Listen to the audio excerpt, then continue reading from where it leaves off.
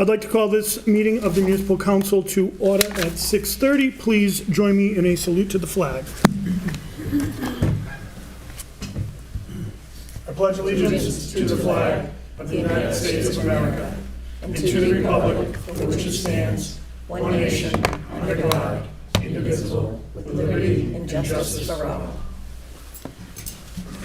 I would entertain a motion to suspend the rules. Second.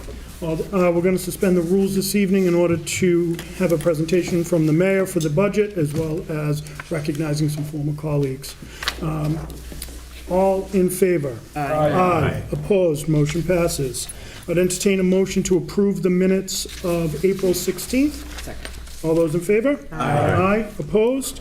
Motion passes. Madam Clerk, would you please read the notice of special meeting? Certainly. Date April 8th, 2024, to members of the Municipal Council from James Delisio, Council President. Councilors, by the authority of Article 2, Section 2-7C of the Attleboro Home Rule Charter, I hereby call a special meeting of the Municipal Council as follows. Date Tuesday, April 23rd, 2024. Time is 6:30 p.m. at 77 Park Street, City Council Chambers in Attleboro. The presentation of the fiscal year 25 proposed general funds budget and the fiscal year 25 proposed budget for water and wastewater enterprise funds by the administration. Sincerely yours, James J. Delisio, President. Thank you. Before we call the mayor and Mason, just want to also give a synopsis of what will happen tonight. After the mayor and Mason are done, we will then go in to recognize former councilors Blair, Conti, and Bennett. From there, we will recess. Mr. Angelo will hold his personnel committee, at which point we'll come back and we'll vote out one piece of business from last week. And then we will adjourn the meeting, and then we'll go back into committees as normal. Regular scheduled programming after that. So busy night, but it's budget, so Mayor, this is your Super Bowl. Come on down. Without further ado, I'm joined this evening, very grateful to be so, by Director of Budget Administration, Mason Lord, who was not with me last year when I came down and carried all the budgets myself. So I'm happy to have help. And for the record, Mason, although you may not look it, he's been up for over 24 hours. He did not leave last night, but looks fresh as a daisy nonetheless. What's the secret? Yeah.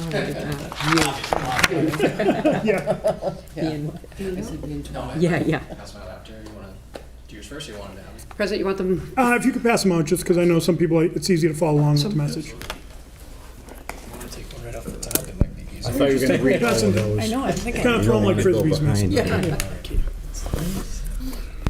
Thank you, John. And then we'll have an extra. Thanks.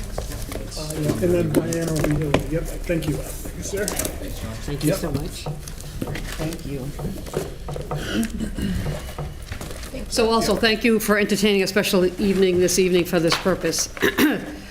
So, having said that, greetings, President Delisio, municipal councilors. I respectfully submit to you the proposed FY25 general operating budget for the city of Attleboro. As required by law, the FY25 budget is balanced with all operating and capital expenditures covered by anticipated revenues and capital reserves funded with free cash contributions. Importantly, this budget does not result in layoffs in any city department and maintains the high level of services the community has come to expect. This budget has been prepared with the thoughtful cooperation and collaboration of all departments responsible for providing services to our city. We focused on a shared common purpose of providing a city budget that is balanced, realistically maintain services and programs for all Attleboro residents, and fairly compensate city employees for their efforts. Enough cannot be said for the dedication, commitment, passion, innovation, humility, and teamwork the city staff continues to showcase on a daily basis. The overall achievements of our workforce have been tremendous, and we should all be thankful and appreciative of what these folks have achieved and the vital role the municipal and school staff play in our quality of life. Of particular note, my friends, I want to highlight the great work of our Director of Budget and Administration, Mason Lord, who, although still within his first year of employment, has already made significant contributions to the city while maintaining an outstanding work ethic and a level of professionalism, collaboration, and integrity that is most admirable. During the budget planning process, Mason and I spent many hours together in budget meetings with every city department head and the school superintendent and director of finance. These informative and thoughtful meetings, combined with Mason's detailed and insightful questions, have resulted in the balanced, conservative, and complete budget you have before you. Mason has lived and breathed this budget, and I am incredibly grateful for his effort. Supporting Mason throughout his first budget planning process, City Auditor Deb Gould has again demonstrated her masterful understanding of the city's financial operations and a wealth of experience that for many years has well served the city and its residents. Among her many talents, Deb is also an amazing mentor and teacher who is always willing to share her knowledge with her colleagues, and particularly with Mason. I would be remiss if I did not express my sincere gratitude to City Auditor Gould for generally sharing her time and expertise with Mason.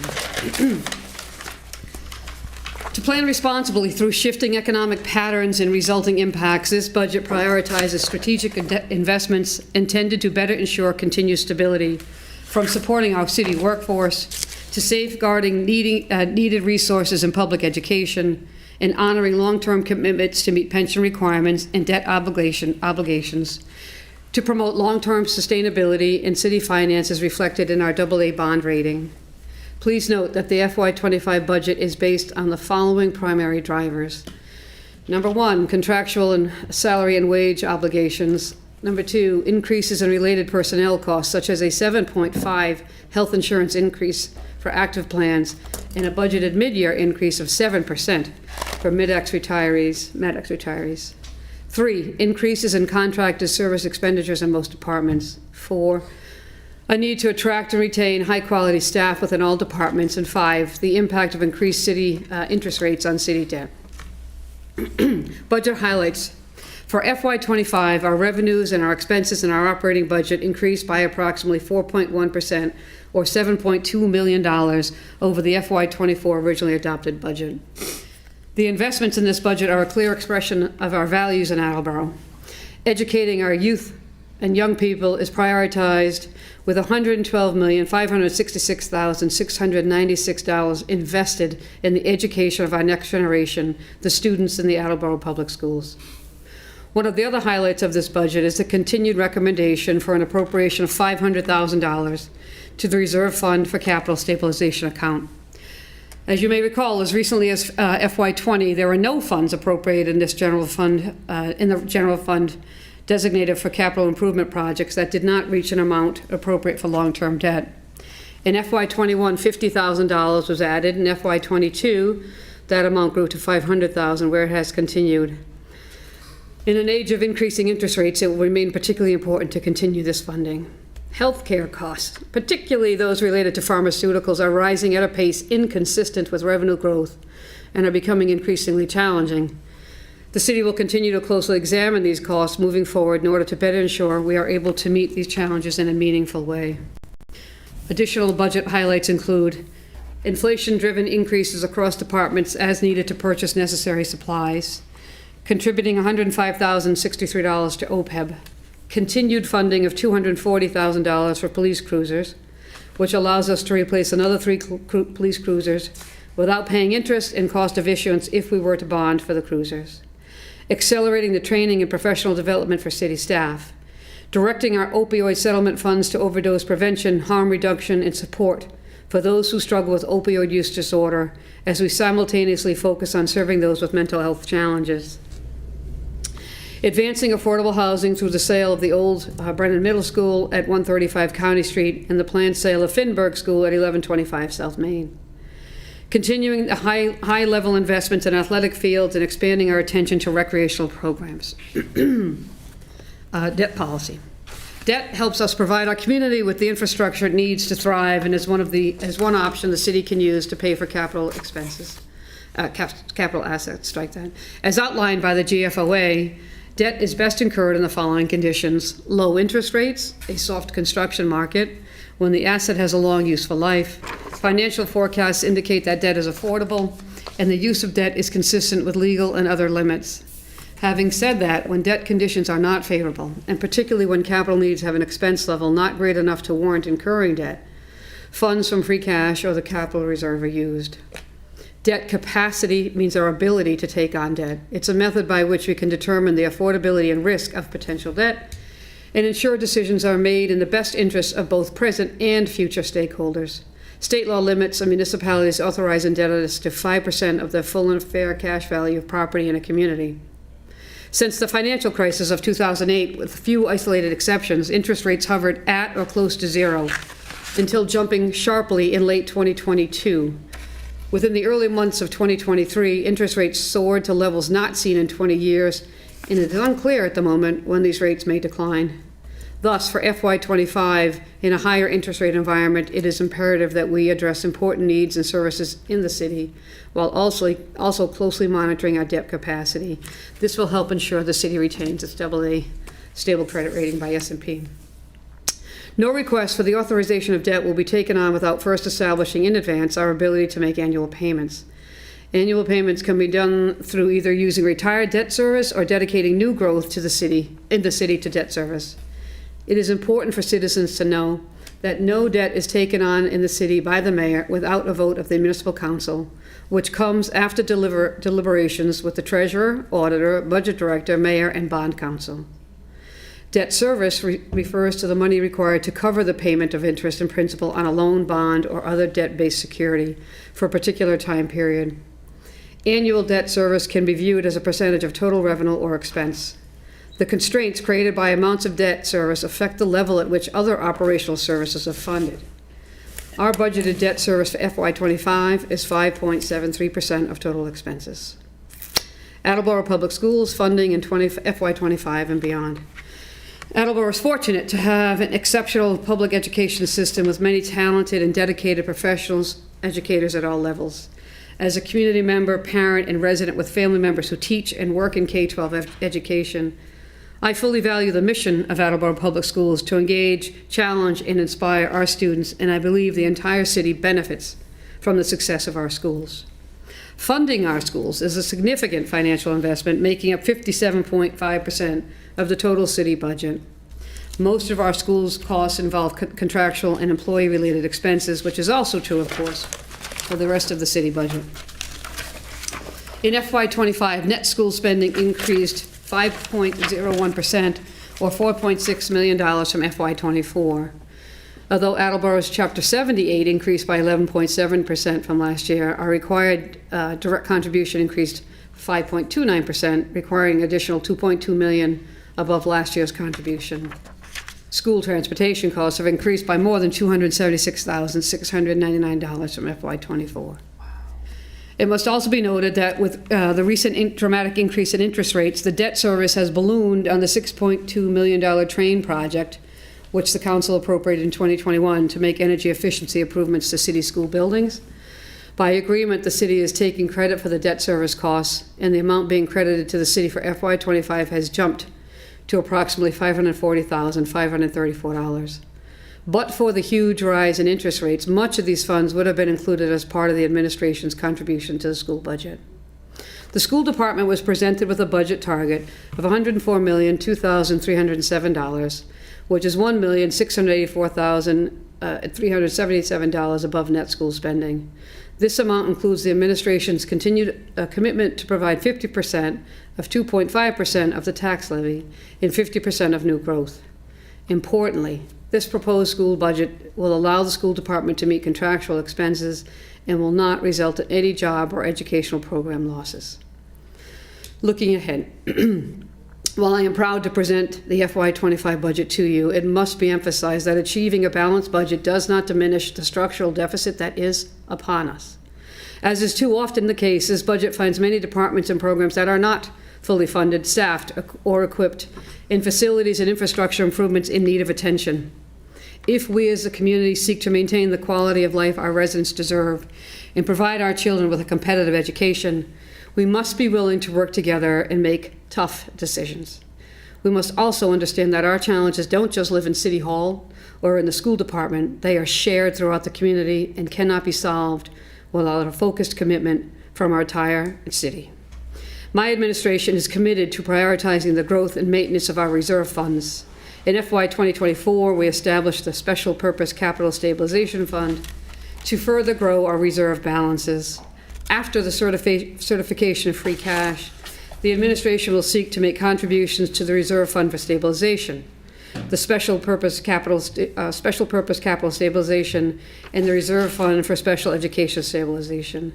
It is essential that the city maintain adequate level of reserve funds to mitigate financial risks that can occur from unseen revenue fluctuations, unanticipated expenditures, and economic downturns, and frankly, a very concerning year ahead, or a couple of years ahead. Importantly, as we conclude the completion of our new Attleboro High School, we anticipate new growth and opportunity in other areas.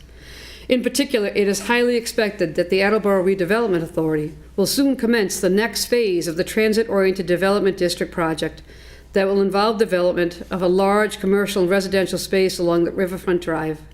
This long-awaited project is the culmination of years of hard work that transformed previously unusable industrial land into a property full of potential, which importantly will add hundreds of additional housing units in the downtown area. We will continue to implement our opioid settlement funds plan, which has already led to the creation of 2 new important additions to the police department, those being a full-time recovery support navigator and a full-time certified peer specialist. We hope to also add a full-time social worker to the list of opioid settlement-funded positions in FY25.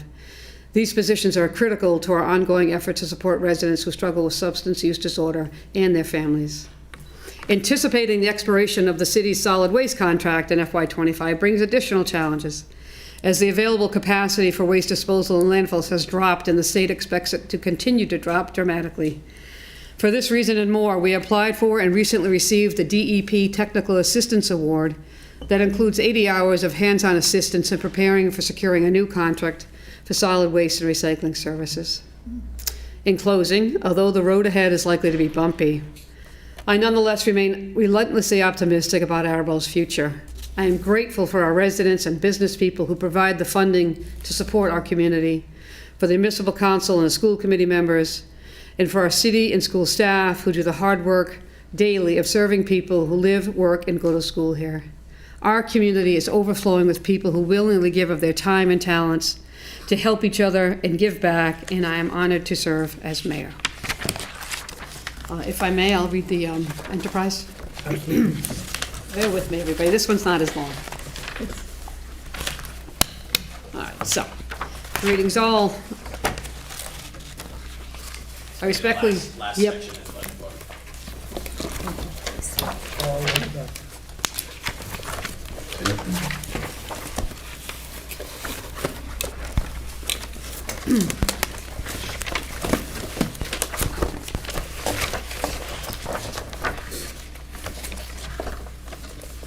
I respectfully submit the proposed FY25 enterprise budgets for the water and wastewater enterprise funds. This memo serves as my budget message, both for water and wastewater departments. Pursuant to Mass General Law, Chapter 44, Section 53.5F, the City of Attleboro established the current enterprise funds for the water and wastewater departments in 2001. An enterprise fund gives communities the flexibility to account separately for all financial activities associated with a broad range of municipal services. It establishes a separate accounting and financial reporting mechanism for municipal services for which a fee is charged in exchange for goods or services. Revenues and expenses of the service are segregated into a fund separate from all other governmental activities. An enterprise fund provides management and taxpayers with information to measure performance, analyze the impact of financial decisions, determine the cost of providing the service, and identify any subsidy from the general fund in providing service. Enterprise accounting allows a community to demonstrate to the public the portion of total cost of a service that is recovered through user charges and the portion that is subsidized by the tax levy or other available funds, if any. A community may choose to recover total service costs through user charges, as Attleboro has done, but it is not required. Note also that if the water or wastewater department do not have sufficient revenues or funds to cover their operational costs, their labor costs, or capital outlays, such costs will be borne by the general fund. Wastewater. Wastewater treatment is vital as a means of caring for our environment and for our own health. Wastewater contains many harmful substances and cannot be released back into the environment until it is treated. It includes substances such as human waste, food scraps, oils, soaps, and chemicals. In homes, this includes water from sinks, showers, bathtubs, toilets, washing machines, and dishwashers. Businesses and industries also contribute their share of used water that must be cleaned. PFAS is also found in wastewater, and remediation is very likely going to be increasingly expensive moving forward. Attleboro's wastewater department continues to perform an essential service to the city. Operational cost increases necessitate a rate increase for FY25. This budget seeks a residential rate of $11.81 and an industrial rate of $13.29 per 100 cubic feet of consumption after July 1st, 2024. Retained earnings in the amount of $350,000 will be used for the baseline flow monitoring plan for infiltration and inflow capital improvement project, and an additional $100,000 to fund the newly established reserve for capital line. The administration intends to request that these funds be used for the upgrade of the fire alarm panels outlined in the CIP, and this would require further approval by the municipal council during the fiscal year. The water department. Safe water is a fundamental, safe drinking water is a fundamental human right. We are fortunate to live in Massachusetts, where the public water supplies are among the best in the country and are subject to the most stringent government standards in the world. Both the U.S. Environmental Protection Agency and the Mass Department of Environmental Protection maintain exacting standards. Mass DEP requires our water department and local water suppliers in the state to perform ongoing tests for the presence of bacteria, lead, and other heavy metals, herbicides, pesticides, and industrial solvents. If testing reveals an exceedance of a federal standard, the water suppliers are required to notify customers through local service media. If bacteria or chemicals are found in levels that pose a threat to human health, the water supply is treated to remove the contaminants or taken out of service if the problem can't be solved immediately. The Attleboro Water Department provides top-tier water delivery to Attleboro residents and commercial properties, water that is clean and safe and is delivered efficiently. To accomplish this, the department maintains and replaces, when necessary, water lines, locates leaks and repairs them promptly, and works assiduously and, most importantly, so that no harmful chemicals such as lead can infiltrate the water system. A changing regulatory environment, specifically related to PFAS and PFOA, and the need for substantial system upgrades to comply with the EPA and Mass DEP standards, necessitates both a rate increase and use of retained earnings to balance the budget. This budget seeks a rate of $7.19 per 100 cubic feet of water consumption after July 1st, 2024, and a use of retained earnings in the amount of $281,000. Although this rate is greater than past increases, it is supported by the recently completed rate study and absolutely necessary to maintain the sufficient retained earnings and reserves for upcoming improvements and upgrades. The importance of a retained earnings fund is that such a fund allows the water department to do critical capital projects without the need to bond for these projects, and to also respond to unforeseen needs. Challenges. In FY25 and beyond, both the water and wastewater department will require substantial investments in infrastructure. As you know, our current wastewater facility went online in 1980 and was retrofitted in 2004. The retrofit replaced mechanical and electrical systems, but no new treatment processes were added. It has now been 20 years since the retrofit, and the city needs to start planning for the next upgrade for this facility. Unlike the 2004 retrofit, new processes will need to be added to meet the stricter NIPD's permit requirement, and the aging buildings and tanks will also need to be addressed. The comprehensive water management plan is the first step in evaluating what will be needed to bring the treatment plan forward, and as you heard me say last year, the rough estimate for these upgrades is in excess of $150 million. Additionally, our wastewater plant has experienced record flows in FY24, primarily due to increased rainfall and rising water tables, which causes water to get into the wastewater system via inflow and infiltration. Infiltration refers to groundwater that seeps into sewer pipes through holes, cracks, joint failures, and faulty connections. Inflow is stormwater that quickly flows into sewers via roof drain downspouts, foundation drains, storm drain cross connections, and through holes in manhole covers. The high volume of water caused by I&I reduces the capacity of the wastewater treatment plant and effluent quality. Preventing or minimizing inflow and infiltration comes at a substantial additional cost to the department. In FY25, we have continued to fund the I&I reduction plan line at $250,000. As you know, in addition to multiple millions of dollars needed for water main replacements outlined in the FY25 to 29 capital improvements plan, The permanent upgrades at Wading River Water Treatment Plant needed to remove PFAS and TTHM are estimated over $35 million. We have secured low-interest funding for this project through a state revolving fund and anticipate that these upgrades will be completed in 4 to 6 years. Recent EPA rule changes will now require upgrades to the West Street Water Treatment Plant, and we will soon be conducting a pilot study in the next several months to better understand the cost of those necessary upgrades. Moving forward, the recently completed rate study has highlighted the importance of establishing a rate that ensures system sustainability, both in the present and the future, while better preparing us for costly and necessary infrastructure projects. Moreover, with a current and much clearer picture of the operating costs and necessary capital improvements are needed for our water and wastewater departments, we must continue to build up our reserves to minimize reliance on retained earnings to subsidize the rates while carefully and consistently adjusting fees in accordance with department needs and market conditions. Respectfully, Kathleen DeSimone. Mayor, thank you. A lot of work. Okay, yeah. A lot of work gone into this. Congratulations on a balanced budget in this day and age. It's not an easy accomplishment, Thank but you, kudos, President and Mason, congratulations. As customary, we do not entertain questions or commentary at this point. Mayor, as always, pleasure to see you in front of this body. Thank you, everybody. Thank We'll be you. going into Mayor's communication, and then hopefully you'll stick around for the presentation, Kelly, Peter, and Mr. Conti. Thank you, everybody. All right, nice to see you, Mayor, thank you. Go get some sleep. I know, both of you. Or at least coffee. Yeah. Madam Clerk, would you please go into a reading of the Mayor's communication? Certainly, April 23rd, 2024, the fiscal year 25 budget, dear municipal councilors. I respectfully submit to your honorable body the City of Attleboro's general government annual budget for fiscal year 2025. That's going to go to the Finance Committee. I Big hereby shocker, all this is going to the Finance Committee, but sorry for the spoiler alert. I hereby request your honorable body appropriate $656,878 of available free cash from account 1000-359000 general fund undesignated fund balance to account 1000-321200 general fund balance reserve for expenditures. The purpose of this appropriation from general fund undesignated fund balance free cash is to reduce the fiscal year 2025 tax levy. Finance Committee, please.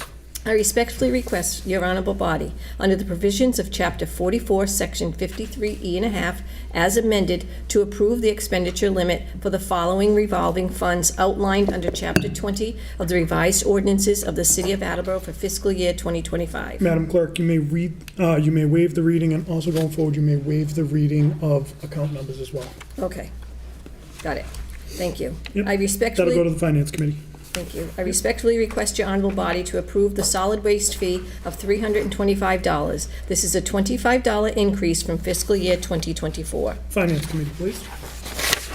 I respectfully request your honorable body to approve the solid waste fee of $52.02 per unit to be credited to fund account 2604 residential special waste disposal for fiscal year 2025. Finance Committee, please. I am pleased to present to your honorable body the proposed water and water waste enterprise budgets for fiscal year 2025. Finance Committee, please. I respectfully request your honorable body to approve the water fee of $7.19 per 100 cubic feet. This is a $1.20 increase from fiscal year 2024. This rate applies to consumption on and after July 1st, 2024. Bills that span the old rate and the new rate will be prorated appropriately as they were for the previous rate increase. Finance Committee, please. I hereby request your honorable body appropriate $281,000 from the Water Enterprise Fund retained earnings to fund the fiscal year 2025 Water Enterprise budget. Finance Committee, please. I respectfully request your honorable body to approve the wastewater fee of $11.81 and $13.29 per 100 cubic feet for residential and industrial, respectively. This is a $1.29 increase in the residential rate and a $1.87 increase in the industrial rate from fiscal year 2024. This rate applies to consumption on and after July 1st, 2024. Bills that span the old rate and the new rate will be prorated appropriately as they were for the previous rate increase. Finance Committee, please. I hereby request your honorable body appropriate $350,000 from the wastewater enterprise fund retained earnings fund to fund the fiscal year 2025 wastewater enterprise budget. Finance Committee, please. As you are aware, a portion of the Water and Wastewater Enterprise fiscal year 2025 budgets includes an indirect cost allocation that is used to pay for costs incurred within the general government budget. In accordance with the indirect rates established by MGT Consulting Group, I hereby request your honorable body to transfer $836,177 from Fund 6100, Water Enterprise Fund, to the General Government Fund to fund the indirect costs for fiscal year 2025. The dollar amount presented is from the fiscal year 2025 budget book. Please note, this figure excludes the OPEB contribution and all debt expenses. I also hereby request your honorable body to transfer $751,300 from Fund 6000, Wastewater Enterprise Fund, to the General Government Fund to provide funding for the indirect costs for fiscal year 2025 budget. The dollar amount presented is from the fiscal year 2025 budget book. This required transfer also excludes the OPEB contribution and the expenses associated with debt. Finance Committee, please.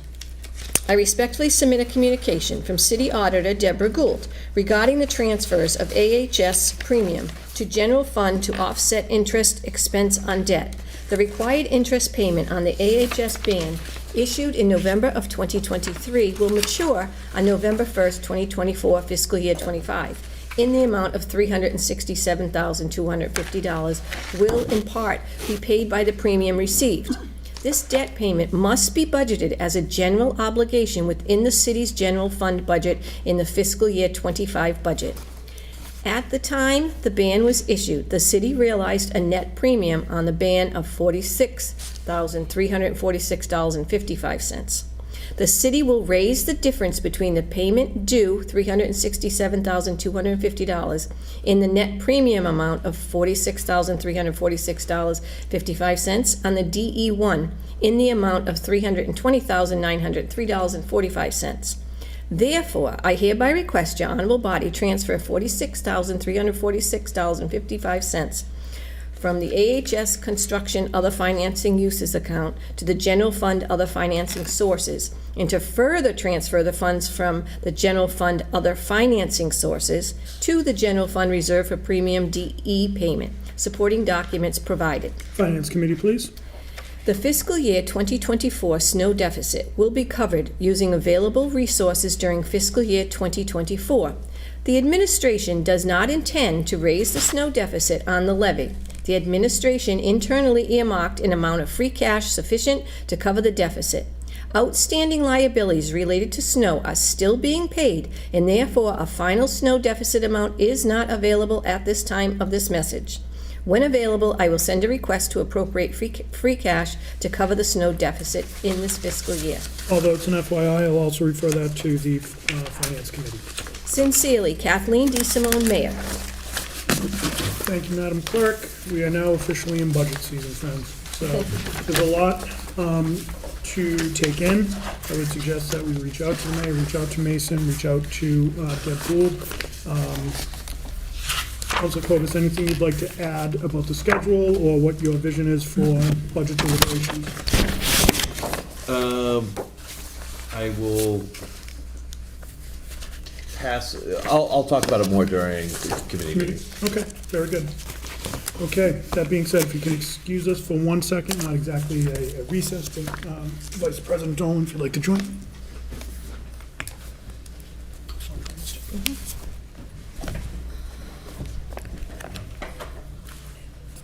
We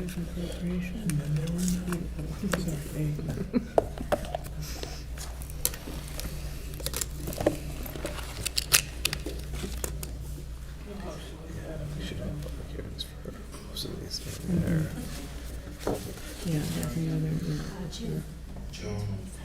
Okay. So I was sort of expecting. Jay Delisio, 14, no, I'm just kidding. So, if councils, if you want to join us, and we have a special, this is one of the fun things we get to do, so if we can call our former colleagues up to the podium for one last go-around of embarrassment for them. I love that tie, Richard. You got the green memo, so that's good. I did. Let's see, Mr. President. Good to see you. Good to see you, sir. So at the end of last term, we did read what was going to be on the plaques. So I do want to recognize Virginia, who really took a lot of pride in putting these packages together for you, but it was important to all of us to have the proper opportunity to say goodbye and wish you all the best as you continue in your world in quest of public service. I know, Richard, you're taking the assessor world by storm. Kelly, you're doing what you do with JAG, and we just can't get rid of you.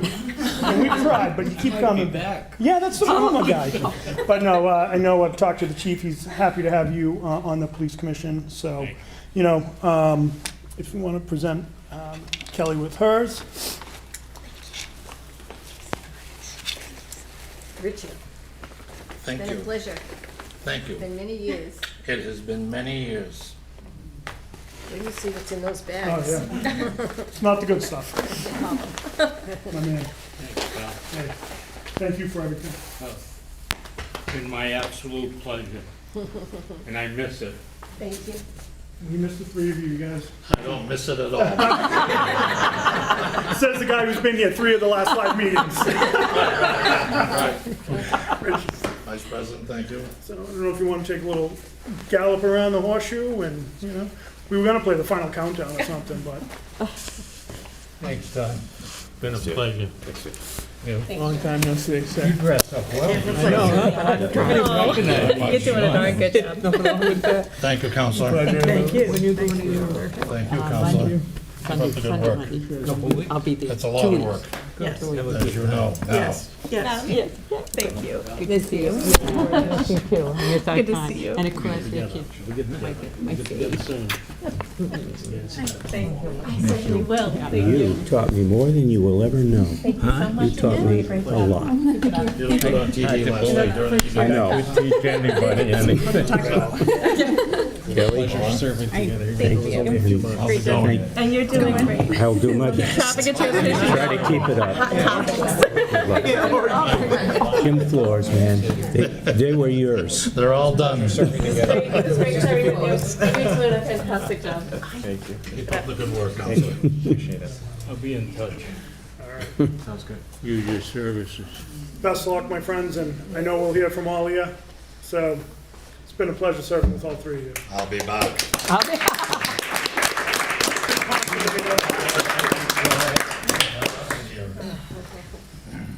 Take care, my friends.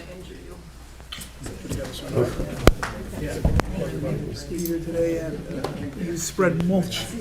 Coming to the mulch yard, he had his truck full of mulch, and when you spread that yourself, you're like, yeah. Yeah, it keeps him moving. Exactly. Now that he's healing better and his wife is. All right, thank you all for indulging, and again, thank you, Councilor Blair, Councilor Conti, and Councilor Bennett for your service.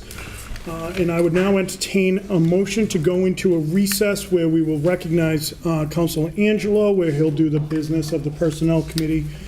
Mike, while you have the floor, after Personnel Director Devine comes in, just bang out the rest of your motions. I think that'll be fine. And then we'll come right back. So, All right. motion is seconded. All those in favor? Aye. Opposed? Motion passes. We are now in recess. Calling for Personnel, Veterans, and Human Services Committee. We have Lynn Davin here to speak.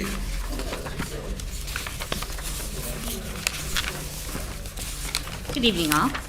Hi, Lynn. Hi, how are you? Good, and you? Good. So we had talk, and I'm a little surprised that Councilor Purvis left, but we had a discussion last week about the compensation classification study in relation to some of the things coming out previously and in part of the zoo. And so if you kind of explain what went into previous and explain to us about the zoo and your thoughts on that. Sure, and I also have Zoo Director Wright with me today, so that if there's any additional questions about the zoo, I'll defer to him. But in general, the compensation study, that was done starting in October, and what was being surveyed is what was on the compensation study at that time.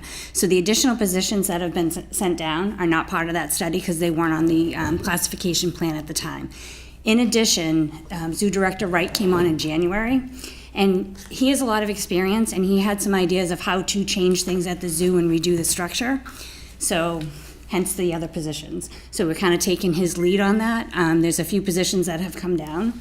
The zoo curator, which was not in existence prior, the education curator, which was part of the union, and a guest services manager, which was also, it was a part-time position, it wasn't a full-time position. So those three kind of, the zoo director felt would round out kind of the management team and give some additional opportunities to help the zoo thrive and make some changes. So the plan is not to fill the assistant director position, but use that salary to fund some of these other positions. The curator of education was in the union, so it was a funded position, but any additional funding that we're doing for it is coming out of that. The zoo curator, some of that salary is coming from the head zookeeper, which is currently unfilled. Also, some of that will come out of the assistant director position, and then the guest services supervisor. Some of that will come from the assistant director position, but some of that is going to come from not filling so many part-time positions. Currently, a lot of the guest services is done with the part-time person, several. I mean, it's a 7-day-a-week operation, so you have to staff it. But the part of the thought, and like I said, the zoo director is here, and he can speak much better than I can about it, is to have that person staffing it most of the week, have one day maybe, or a day and a half, in which that person would do the other portions of the job, ordering, scheduling, hoping to have some events at the zoo, and the guest services person would be the one that would hopefully be driving that and be able to schedule that. The other positions I think that were in question were the plans examiner and the local inspector, which were coming out of the inspection department. Those positions were in the laborer's contract. They're not really labor positions. They're a little bit more than that. They do more on the inspection side. They don't really do the physical labor, so it didn't seem like the right fit for them. We also had a hard time finding people for them with the skill set based on the salary, which kind of we were stuck in that labor union contract. So it takes time to negotiate with the union to get them to agree to allow those positions to come out. But we were successful in doing that, and they were kind enough to give us those positions out of the union. So they're here. So they were not part of the compensation study that we did in the past. Part of the compensation study, what they're giving us is the tools to be able to put things on the exempt classification plan going forward. So everyone, when we started the study, all of the employees that were part of the plan were asked to do a job analysis questionnaire, and that was vetted by their supervisor, then by myself, and then by the company, and then there were interviews that were conducted. It's been a lengthy process. I know it's been a long time, but it's not something that can be easily done. There's 83 positions that we're surveying. We have to get information from other communities in addition to the information from our people here. And unfortunately, a lot of it has to come back to the department heads and myself to kind of vet everything. It's always going to be a living document. It's never going to be set in stone. Things change, positions change. Positions from community to community are not the same. The biggest example, I think, is the clerk's position. In some communities, the clerk does elections. In other communities, they don't. And that's just one example, but in different communities, every position varies. So it's not all apples to apples, and we have to kind of go through that process to figure out what are we comparing and what are we doing. So it has been a lengthy process. I think we're getting into the latter stages. We do have a draft that I've shared with the mayor and Mason, but they have been in budget season, as you know, getting ready, so they haven't had the opportunity to really go through it. But we're still waiting on some additional data to try to build it out and get more information. You know, my office is trying to help move that process along. I mean, we're asking other communities to take time and give us data. That's not something that everyone has time to do. So, you know, we're trying to find people to reach out to. One of the staff in my office is reaching out to someone on her level to say, hey, can you help me with this? And that's usually what we try to do to forge some relationships with people. I know some people, so I can get some information easily, but some of the other communities are a little bit tougher. So basically, right now, the compensation plan is with the company. Is that where it kind of basically stands at? It's both. I mean, so we just had a conversation with them. We have a draft, but when we talked, we needed some additional information, so my office is reaching out to some of those communities again.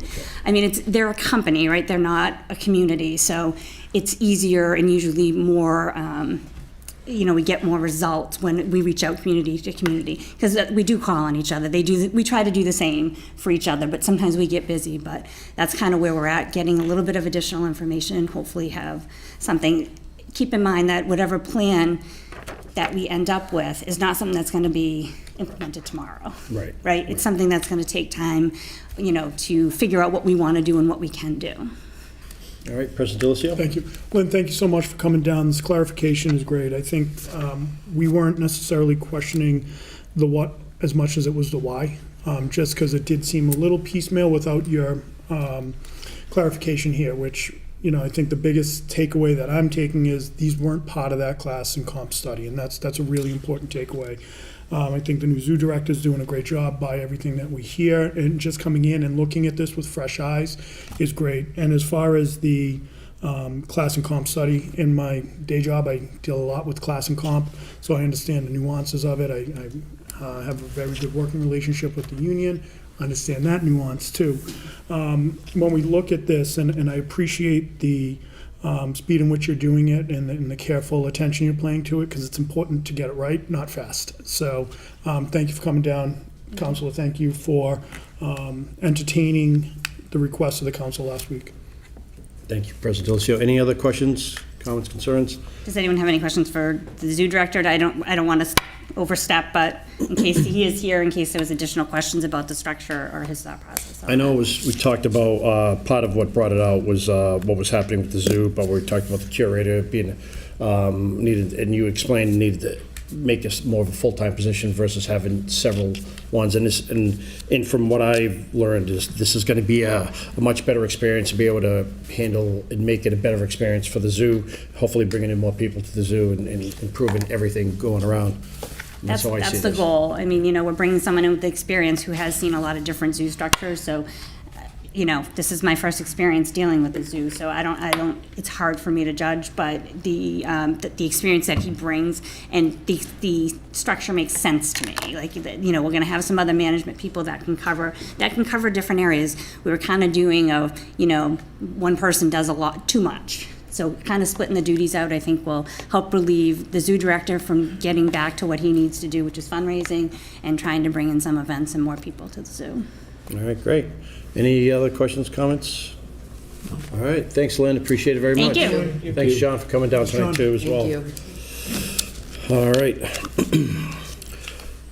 From the docket of May 7, 2024, entertain a motion to amend Section 2-8.1 Municipal Building Commission of the revised ordinances by changing chairman to the chair and adding the words "in vice chair" after the word chair. The amended Section 2-8.1 will read as follows. This is hereby established within the municipal government and unpaid municipal building commission consisting of 9 members to be appointed by the mayor, subject to confirmation by the municipal council. Each member shall be a resident of the city of Attleboro, especially fitted by education, training, and experience to perform the duties of the office, and shall have no personal or financial interest in any contract supervised by or which could be supervised by said commission. Each member shall serve for a term of 3 years, with a term of 3 members to expire each year. The mayor shall appoint the chair and vice chair annually. Second. Thank you, Councilor Tavares. So I think this is pretty much common sense. We're going to have a vice chair so that we don't miss out in any monthly meetings if the chair is there. So it all makes sense. It's a smart idea. Any questions, comments, concerns? President Delicio. What, did we call for a public hearing for this last week? So can you take away the second, go on to the next piece, and then let me just find out. Okay. I'll be right back. All right. Yes, I'll withdraw my second. All right. It is a public hearing. Yeah, we call for it for Okay. May 7th, right? All right. Or May 24th. Yeah, so All we right. can hold that because it is a All public right. hearing. My mistake. Nope, not your mistake at all. No mistakes at all. 5-7. Okay. From the docket of May 7, 2024, entertain a motion to amend the classification plan as addressed in ordinance section 13-3.1 and place zoo curator to a grade 7 in the exempt classification plan for the Park and Forestry Department Parks Zoo. Second. Thank you, Councilor Tavares. I think we just heard from. Yeah, this is also a June 4th. Oh, it is. Okay. No. All right. The first one is? Sorry, Mike. No, it's-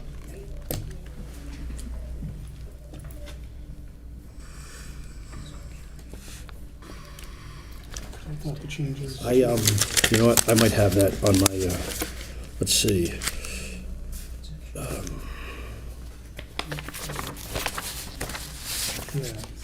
Yeah. So, Mike, yeah, 4. this is 6-4 as well. June So- 4th, huh? Yep, All right, I'll withdraw my second. all right. all right, It's getting easier and easier. there you go. All right, okay, And that's actually all you have. that's all I have, because the other one is gonna be, council. Yep, all right, so now it's adjourned. All right, we, call for adjournment. Second? All right, all those in favor? Aye.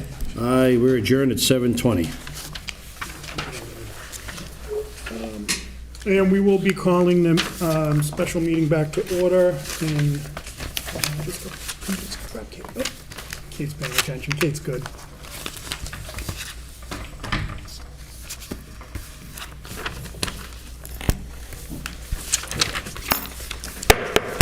I'd like to call this special meeting of the municipal council back to order at 7:21. Where we are operating under suspended rules, it's a special meeting just for the budget, the plaques, and Michael's committee. There will be no public hearings, there will be no committee of the whole, there will be no old business, there will be no new business. We will go to committee reports, and we will only have one piece of business, which is what Lynn came down to discuss, that Councilor Angelo voted out of committee 2 weeks ago. Councilor, again, I just want to thank you for listening to the will of your peers and bringing Ms. Devine down. She did a great job explaining what was what. That being said, we will now go into committee reports, and the only one will be Michael. Thank you, President Delicio. From the docket of April 2nd, 2024, I move to approve the request to change the exempt classification plan, adding a guest services supervisor to the exempt classification plan for Park and Forestry, Cape and Park Zoo. In addition, moving the position of curator of education from the Attleboro Laborers Association, local number 1144, laborers contract to the exempt classification plan. Therefore, place the guest services supervisor to grade 4 and place the education curator to grade 6 in the exempt classification plan. Second. Thank you. Motion is in order. Any comments? I think we just heard, I think we're all good. We just heard from Lynn, and we're good to go. Thank you. Additional questions, comments, concerns? Mr. Lavoy. Thank you, Mr. President. I just wanted to make a quick comment, and I'm thankful to have Lynn come down. One thing I learned was that we're using salary from unfilled positions to kind of pay for this, which is great, and it's a good piece of information to know going into a vote for this. So kind of just wanted to touch on that, and that's all I have. Good add-on. Thank you. Additional questions, comments, concerns? Seeing none, we'll have a roll call vote, beginning with Mr. Kobus. Mr. Kobus? Yes. Ms. Foa? Yes. Mr. Lavoy? Yes. Ms. Reynolds? Yes. Vice President Dolan? Yes. Mr. Angelo? Yes. Ms. Sawyer? Yes. Mr. Waterman? Yes. Mr. Tavares? Yes. President Delicio? Yes. 10 yeas, 0 nays. Thank you. Motion passes. I would entertain a That's all for personnel, veterans, human services screening. Call for a meeting at the next appropriate time. I would entertain a motion to adjourn. Second. All those in favor? Aye. Aye. Opposed? We are now adjourned at 7:23. We'll now go into committee reports, beginning with Councilor Kobus. Thank you, Madam Clerk. Thank you. I'd like to call the Finance Committee to order at 7:23. Start with from the docket of May 7th, 2024. I entertain a motion to authorize the payment of the following fiscal year 23 fiscal obligations that were not received in time to be processed in the normal fiscal 23 business cycle. Lowe's $23.60, Lowe's $48.62. Second. Motion's in order. Just paying a fiscal year 23 bill. Any questions?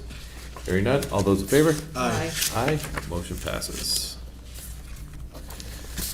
Next, from the docket of May 7th, 2024, I entertain a motion to transfer $15,000 from account 11241000-578300 citywide reserve fund for transfer to account 161010000-521020 library lights and power to pay the remaining library electricity expenses for fiscal year 24. Second. Motion's in order. The library is seeing an increase in their electricity bill of 14% increase, and this is to cover the remaining 3 months. Any questions? Hearing none. All those in favor? Aye. Aye. Motion passes.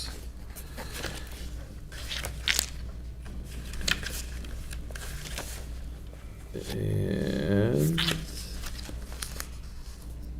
from the docket of March 5th, 2024, I entertain a motion to accept the city's capital improvement program for fiscal year 2025 through 2029. Second. Motion's in order, and I'm going to pass out the resolution. I believe you already have a copy, and I can read the entire resolution. It remains relatively unchanged from last week, but I added in the recommendations from everybody for the suggestions that people had. They include the storage area for protective gear, replace the Thatcher skylight system, replace the Willet facade, the ladder truck, Balfour Riverwalk Park, the zoo fire compliance, portable radios, police active shooter tactical gear, library carpet, IHCD's rec department ADA recommendations, street resurfacing, NFPA's response analysis. For the ADA recommendations, I believe those came from you, Councilor Dolan. On the capital improvement book, they were listed as $750,000. My suggestion is that we recommend half of that this year and do the other half next year. So I put that down as $375,000 is our recommendation for this year. Also for the street resurfacing, I put that down as half of the recommendation for $350,000 for this year. So that ended up putting our total recommendation as roughly $2 million in recommended capital improvement projects when everything gets added up. But that does include replacing the Thatcher skylight system, the Willet facade, and including the ladder truck. Now, those 3 items are big ticket items, but I included those bonded at 10 years, 10 years, and 5 years. And in talking to Mason, for the ladder truck, for vehicles, we tend to bond for 5 years. And then for the other 2 items, we tend to bond for 10 to 15 years. So estimating them bonded at 10 years is a relatively safe thing to estimate. So that's why, if you look at what the numbers are there, that's what those numbers are. Does that all make sense for where we came up with the numbers and how it all added up to the 2 million? But then if you look at the last paragraph on the back, it says there's the important paragraph where it says recognizing the diminishing availability of the American Rescue Plan Act, ARPA funds, and the constraints of Proposition 2.5, the city faces upcoming challenges in funding large capital improvement projects. In the near term, we need to fund a new Council on Aging building, $15 million, a new fire station, $65 million, and a new police station, $65 million. Proactive planning and innovative financing methods such as considering debt exclusions for larger projects and aggressive debt service policies become imperative to sustain and enhance our city's infrastructure and services. So that's where I speak about the Council on Aging building, the new fire station and the new police station, and that's where I covered those items, those sort of bigger ticket items. And I thought that was more appropriate than including that in the sort of smaller, this year's catalog that President Delicio likes to call it, the wish list. I thought, in my opinion, it's become, with increasing operational costs, it's becoming increasingly difficult to fund big ticket items like new buildings like the Council on Aging, new police station, new fire station, through our regular city budget. So I think that's what's mentioned in that last paragraph there. I'll open it up to anyone else to, if there are questions or comments on the capital improvement message. Councilor Tavares? So just to comment on your last point, I think that makes a lot of sense, that second to last paragraph in the back, to sort of call out those three big projects separate from some of these other capital improvements that, of course, they're not small dollars, but relatively speaking, they're much smaller projects. And I think it highlights the importance of really coming up with a plan for funding that's really a different animal when it comes to looking at that, because I think that's going to take a lot of work, a lot of planning, and of course, those are projects that are not going to happen overnight. So to start thinking about those now and what funding for that might look like, I think it's an important distinction to make, and it's helpful for me as someone who's new to this process and sort of my first year in the budget here on the city side. So yeah, thank you. And I think it's valuable to at least start this conversation and socialize it. And I know there are communities within the Commonwealth that fund any new building through a debt exclusion. I believe it's Easton that only funds big capital improvement projects through a debt exclusion. So anytime they're going to build a new building, they just send it out for a vote, and people either approve it or don't. Councilor LeBoy. Thank you. Similar to Councilor Tavares' statements, I definitely appreciate the back paragraph.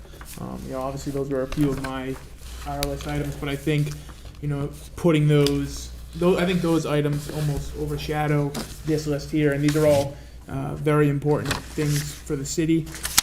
It's important not to lose sight of those in the bigger topic items. So I think that's well crafted, and this almost seems a bit feasible to really touch on a lot of departments and help across the city, and then not lose sight of planning for the bigger projects. So definitely commend you, and I think that's well put. Thank you. I thought it was balanced. Yeah. Councilor Forward? May I ask you what your plan is for the new wastewater treatment facility that we just heard the mayor talk about, which we're going to need within this 5 years?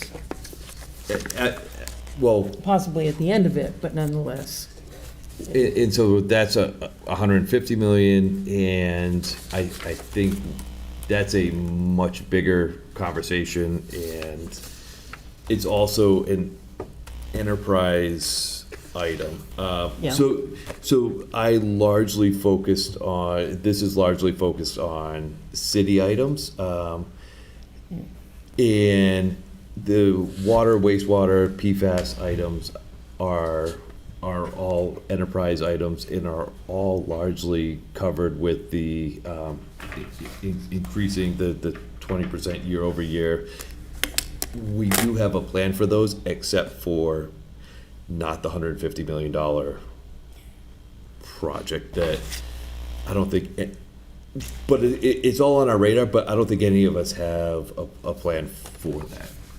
President Delisio. So I want to thank you, Chair Corbis. This is a lot of work. I think when we're looking at capital improvements, it's really important to look that we don't come up with the plan, right? So what we do is we make the suggestion, and this is what this message is about, is as we look and we listen to the residents, we listen to the constituents, we understand the budgeting process, what are the areas that we can recommend from our own expertise, our own thoughts. One thing that I think is really important whenever we have to look at capital improvements, we have to prioritize by where are we the most vulnerable if we don't attack it.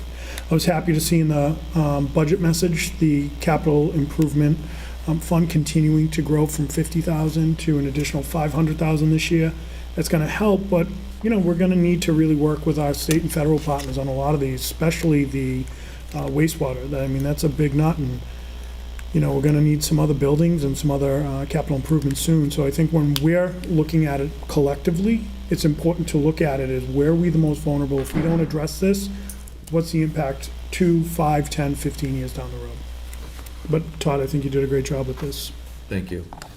And I thought, I mean, even just little items like making sure that the storage for the protective gear for the firefighters, I mean, we went and we saw that, you know, we were storing the protective gear with the PFAS right on the floors where the firefighters were sleeping above that, and it was all off-gassing. I was out at an event and talking to a firefighter that was just recovering from cancer, and I mean, like, we've got to protect our firefighters and keep them safe. I mean, this was a no-brainer, and it was easy to just kind of pop that one at the top of the list. I mean, these, yeah, and so I think this makes sense, and so I don't have anything else. If anyone else has any other comments or questions?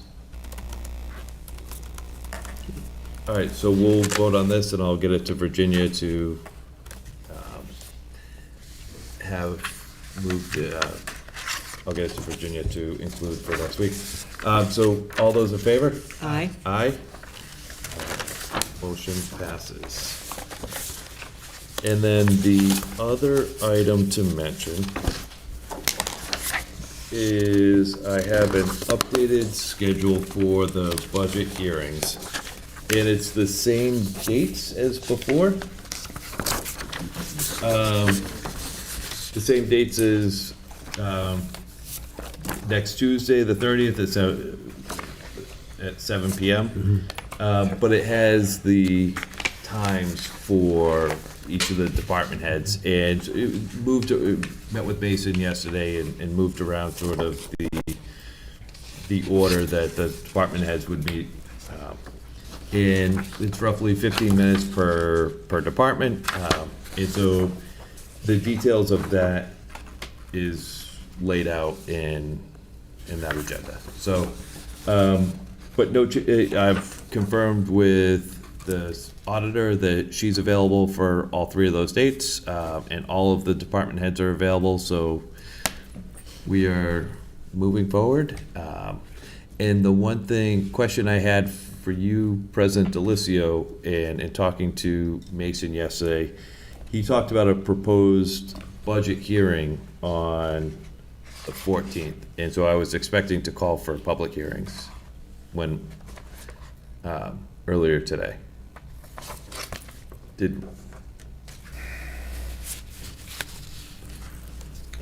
I think you can call for the public hearing today, and I'm just walking this through my head.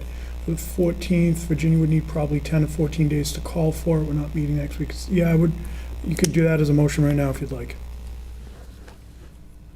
Okay, so I move to call for a public hearing for the city budget on May 14th. Second. Motion's in order. All those in favor? Aye. And then I move to call for a public hearing on the enterprise budget on May 14th. Second. Motion's in order. Or, excuse me, on the water and wastewater budget on May 14th. Second. Motion's in order. All those in favor? Aye. Aye. Okay. And then in talking to, for everyone, in talking to Mason, if you have questions for him prior to the public hearing, he'll be here for all of the department heads coming forward, and so he'll be able to answer questions then. But if there's specific things that you want him to go in depth on and talk about, send those questions to Mason. He can also answer questions directly, but if you want him to sort of focus on an area during the public hearing,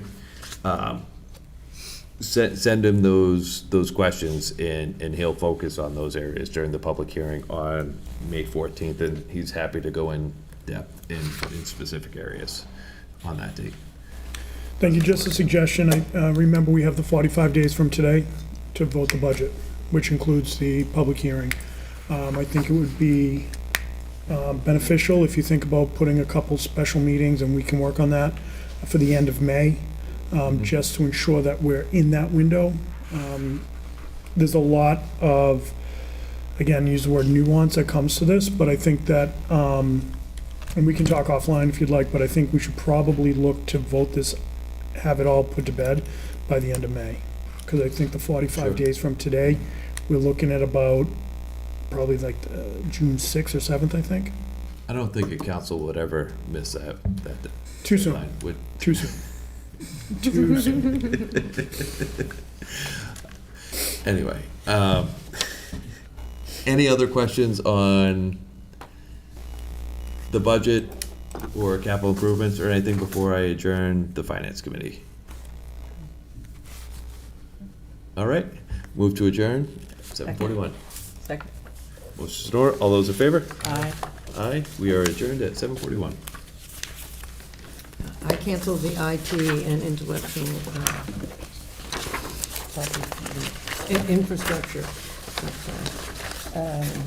committee for this evening. Call to order the licensing committee at 7:41. We have one matter tonight from the docket of March 19th, 2024. I entertain a motion to accept the provisions of Mass General Law, Chapter 140, Section 139C, along with additional provisions by amending Section 9-36.7 of the revised ordinances of the City of Attleboro as follows. License fees shall not be required for certified seeing eye dogs, hearing dogs, dogs that are trained to assist the physically handicapped, or other service animals as defined by the Americans with Disability Act, or regulations promulgated thereunder, or governmental police dogs, nor shall license fees be required for dogs owned by persons aged 70 years or older, or disabled veterans, subject to a limit of 2 dog licenses per person under this exemption. The person listed on the dog license must be the same person listed on the rabies and/or veterinary records. Second. I'll just give a couple, it's been a while, so I'll give just a couple points before I open the floor to everybody. This was ran by the city clerk, who obviously spoke in favor of the public hearing, the treasurer, and Mason, budget director as well. The estimated reduction in revenue is roughly 15% of what comes in from the licenses. That's just based on the last 5-year figures I got from Mason. And then I ran comparables to towns that already implemented this, Taunton, Fairhaven, a few other towns. So I did do a lot of research in trying to figure out, how much this will impact the budget. And another specific thing I looked into was to make sure that this did not affect a certain revenue stream. Obviously, I wanted to make sure that we're not taking away 15% from animal control or any other set department. So this is just a general budget item, which means it just goes into the account and is dispersed with the annual budget. So no set department or facility will be impacted by this. So with that, Just want to say, great job on this. I think this is one of those pieces of legislation that'll have a long-lasting impact on those who could really benefit from it. I thought that having the opportunity to have City Clerk Jackson here and give her 2 cents to this was invaluable, but I think it just shows how important doing your research is. So nice job on this, Nick. Thank you. And one quick thing I also wanted to touch on that just popped in my head, but so worth noting that a real driving force to this was the current #1 reason for animal surrenders is the senior population and the inability to afford their animals. So obviously it's not a marginal savings, but any way that we can help is obviously what we want to do. I think, this body collectively, that's our goal. And one thing I want to mention as well, in talking to Mason, is what I didn't want to do as a city level is to create a chain reaction of different measures of saving across the board. Obviously, as a body, and we don't want to hit the budget too heavy, so we don't want to keep, axing different items that are going to take money out of the annual budget. Obviously, as a body, we just need to be creative and financially wise in finding other ways to help, make savings through advanced revenue streams or whatnot. But I just didn't want this to kind of piggyback on the library parking and then create a chain reaction. So I just was worth noting. It was something I talked with Mason about and he agreed with, so I really just wanted to get it out there that, it's not something that we're gonna look to kind of keep doing, but it's an important measure nonetheless. Councilor Angelo. Thank you, Councilor Voigt.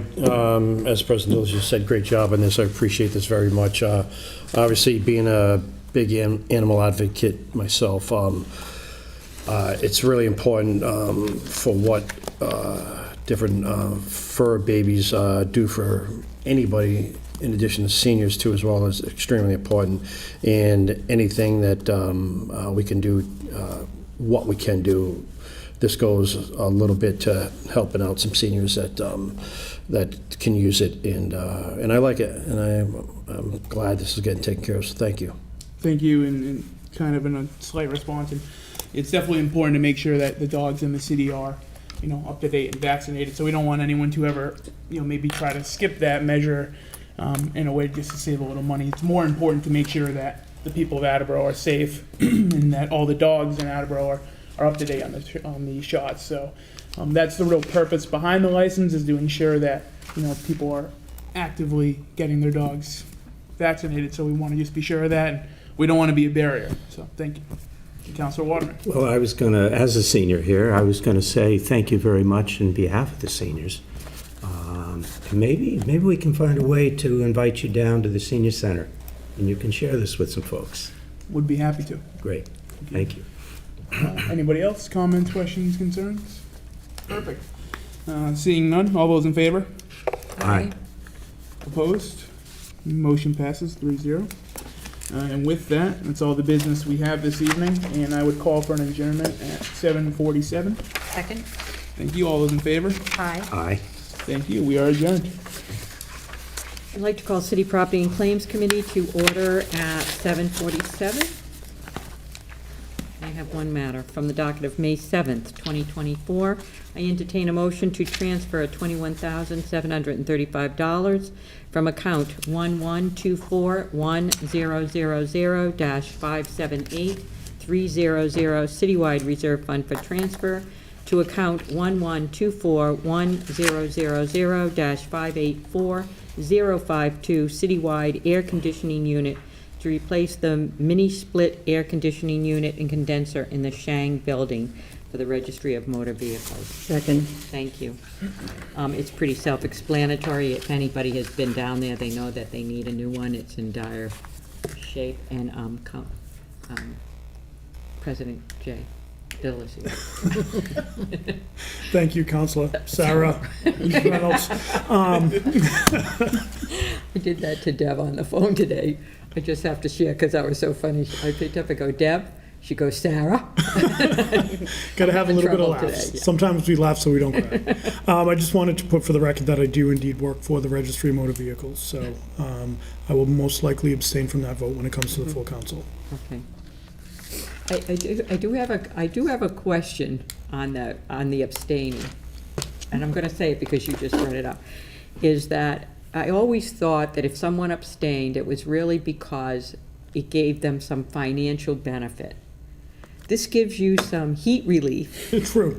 I do not believe that you gain any financial benefit from it, so I need to have this question because I see a lot Sure. of people now bowing away from a response that doesn't really affect them financially, and I was wondering if we should But clarify. it could look like I'm voting on something that impacts my other job and my other livelihood. Well, I So guess that's true. Okay. from that standpoint. From that standpoint, you're still gonna abstain. so Still gonna that's abstain, my friend. Okay, okay. Get ready, Vice President Dolan. Okay, so, any other questions or concerns? Hearing none, all those in favor? Aye. Aye. Thank you. So that motion passes, and that's all the business we have for city property and claims. I'd like to call for an adjournment. Second. Thank you. We are adjourned at 7:50. Thank you. I'd like to call Public Works to order at 7:50. Sorry. I have a couple tonight. From the docket of May 7th, 2024, I entertain a motion to transfer $1,800 from account 165010005111000 park salary and wages to account 165010005301001 park professional service for Geese Police Services at the Judith H. Robbins Park. Second. Thank you. So pretty self-explanatory.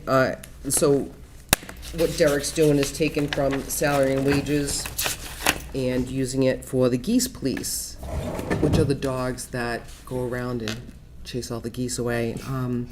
You have a question, Counselor Angela? I just have a comment. I have several dogs that could use some exercise if needed. Well, I can call Derek, but I think that these are pretty savvy dogs that they use, but we'll look into it. Does anybody else have any questions? Counselor LaVoy? Thank you. Brief comment. Just as someone who used to live off of technically that street, and I lived on 1 Wall Street, I do know that that's a needed service over there, so happy to support that. It seems to work. We used to do the fake coyote structure things, and we've done a lot. And so if you have any children not playing sports in any of these fields or any of the areas that the geese are, it's not pleasant. Does anybody else have any questions? All those in favor? Aye. Aye. Motion passes. From the docket of May 7th, 2024, I entertain a motion to rescind $5,000 of the debt authorized on February 16th, 2021 for the Wading River pilot study. The $5,000 will not be issued as it is not needed for the project expenses or costs of issuance. Second. Thank you. So this is what, we had voted on this back on February 16th, 2021, and it included $5,000 that could be used for borrowing costs. The cost of issuance was paid as provided by the Mass General Law, and it won't be needed for the project expenses or costs, so we're just getting rid of that $5,000 of authorized debt. Does anybody have any questions?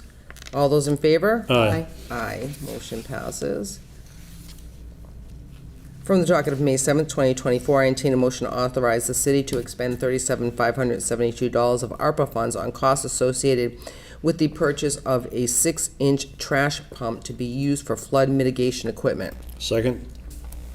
Thank you. And so I'd like to publicly apologize to Clerk Kate Jackson when I told her that, she goes, "Do you think this is 6 inches or 6 feet?" And I said, "It's probably 6 feet." And we're wrong. It's 6 inches. So I publicly apologize to Clerk Jackson. And so these trash, I'll just give you a little bit. I won't give you the whole thing. But if you have any questions, let me know. So it's a 6-inch trash pump. It's diesel fueled, trailer mounted for quick deployment. So as everybody knows, the flooding, the massive flooding we've had all over the city. So they're looking to purchase 6-inch trash pumps with the flow rate of 1,000 gallons a minute compared to the 4-inch that we have, that's 423 gallons a minute. So it's substantially faster, easier to deploy. So it's needed, clearly, because of the weather that we're having now. Councilor Angelo? Just a comment. This is going to be great for not only the citizens of South Attleboro, but for the rest of the city. Oh, yeah, Because absolutely. I am personally getting a lot of calls as well, too, about issues. And also kudos to Councilor Reynolds and President Delicio for pushing, this and a lot of other remedies and getting some of the state groups together this Saturday, taking time out on your Saturdays and being here for this and getting this done. And I think it's going to be a good thing for the citizens, and it's going to be another thing that's going to help along with everything else that you guys are doing. So great job on that. Anybody else have any questions? All those in favor? Aye. Aye. Motion passes.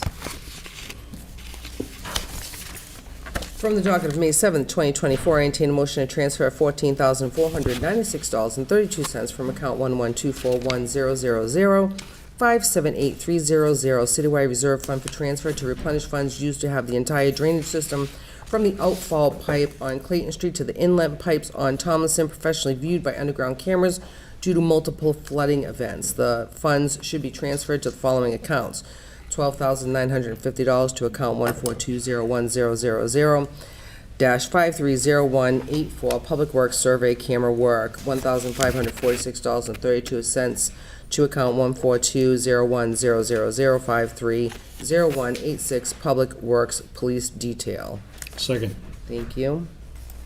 And, so, you know, the reason the police detail, so this again goes back to that area of Tomlinson and Clayton where it was just completely flooded and we needed a police detail and Public Works went down there and did a tremendous amount of work. And so they need to survey about a mile of pipe, which is 360 degrees. They can see if there's any clogs, anything that's, stopping the water from flowing properly. So, you know, again, it's to mitigate the flooding and check for obstructions. Does anybody have any questions? All those in favor? Aye. Aye. Motion passes. Almost done. From the docket of May 7, 2024, I entertain a motion to appropriate $18,000 from account 6100-359000 Water Enterprise Fund retained earnings to fund account 6100-563000 Water Enterprise Fund Intergovernmental State Match to cover the Attleboro 60% of the required match for funds related to the joint MVP grant with the town of Rentham for the removal of Crocker Dam. Second. Thank you.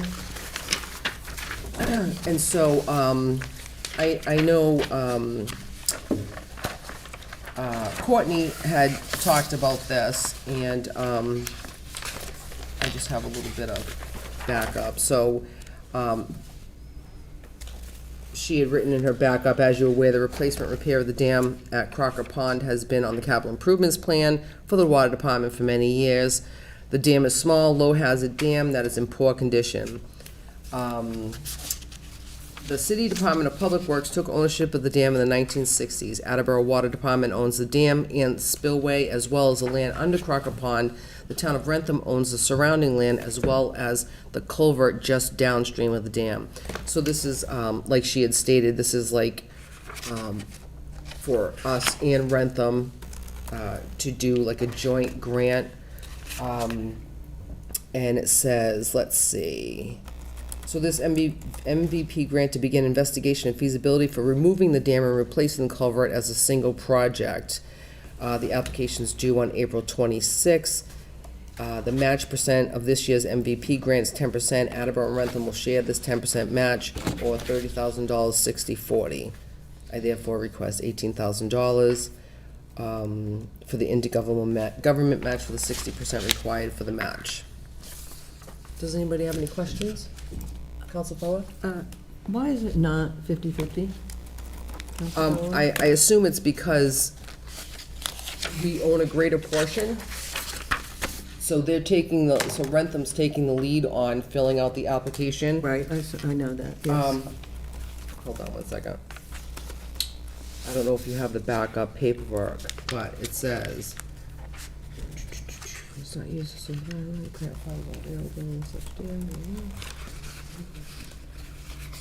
so team effort between Attleboro and Rentham, with Rentham taking the lead during the application process as well as being the financial lead should this team project be chosen to receive the grant funds. A team application is more favorable to receive funding than is a project submitted by a single community, so both communities are likely to receive full funding applying together rather than separately.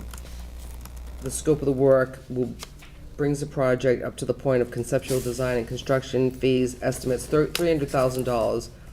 The match percent of the grant is 10%. Attleboro and Rentham will share this 10% match. Attleboro 60% of the required match. I can find out. I can ask Courtney. I assume it's what you've said, but I'm curious. Yeah, I'll find out. I'll find out from Courtney and let you know Thank you, by the, Councilor. next week. President Delicio? Thank you, Vice President Dolan. I believe that Courtney talked about it as part of parameters of the grant, but as you were saying, that yes, because we're taking the lion's share of the lion's share is in Attleboro. Yes. That's why it's at 60/40. That's what I'm assuming, but I Yeah. can certainly confirm. I can't remember her saying those exact words, but I'm assuming that that's the Yeah. answer. I'm 99.99% sure she said that. That's right. I can give her a quick Yeah. little text and And we find can out by next week. Talk about it on the 7th. Yeah. Councilor Boyd? He touched on it, so good to go. Thank you. Does anybody else have any questions? All those in favor? Aye. Aye. Motion passes. Okay. I'm getting there. From the docket of March 19th, 2024, I entertain a motion to approve the following loan order.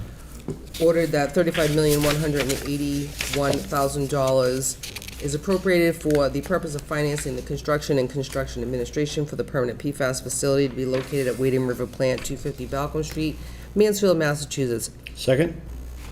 Thanks. So, Superintendent Allen, discussed this as well at the public hearing, and then we did receive the certificate of vote, a unanimous vote from the planning board approving this. And, I mean, we've heard PFAS a gajillion times, so we all know what this is for, so I'm not sure if anybody has any questions. All right. All those in favor? Aye. Aye. Motion passes. From the docket of March 19, 2024, I am entertaining a motion to approve the request from Massachusetts Electrical Company, DBA National Grid, and Verizon New England, Inc. to locate poles, wires, and fixtures along and across the following public way, Forest Street, install one Joe pole on Forest Street, beginning at a point approximately 140 feet south of the center line of the intersection of Eddy Street and Forest Street, and installing 2 pole